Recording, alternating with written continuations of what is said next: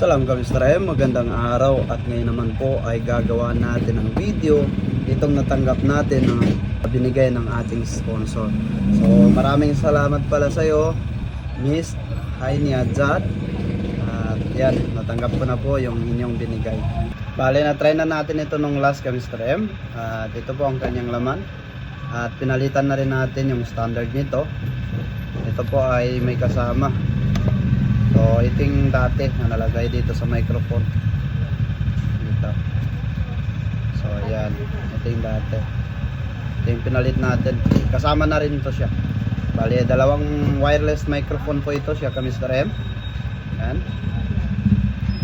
At ito, pwede ito siya sa plug and play lang. Ilagay lang ito sa iOS or sa Apple na mga cellphone, sa mga iPhone, pwede po.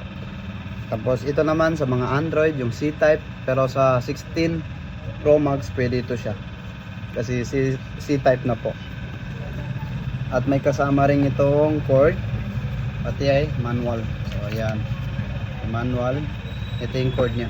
Tapos while na nagcha-charge tayo Mr. M, ay may kasama na rin itong cord na dalawa. So isang adapter lang ang magagamit natin. Pwede nating gamitin ito charge sabay itong dalawa. Ganyan po Mr. M. Ito po. Yan.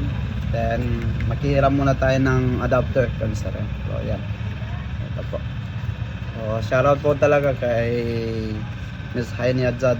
So syukran sa inyong binigay. Inshallah. Ingatan ko po ito at gagamitin ko po every gagawa tayo ng vlog inshallah.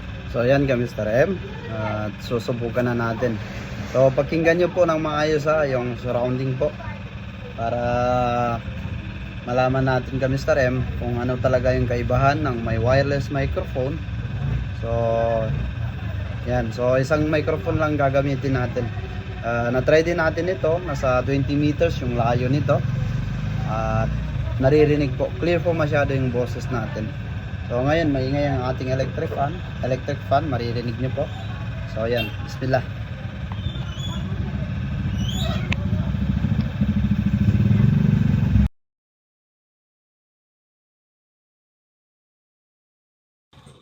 Ayan, kumukuha na siguro ito kaya nag light green na siya.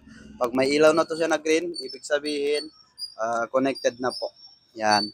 So maraming salamat sa inyong panunood and pag-follow, like and share na rin po. At maraming salamat talaga sa iyo, Miss Haini Adzad. So syukran.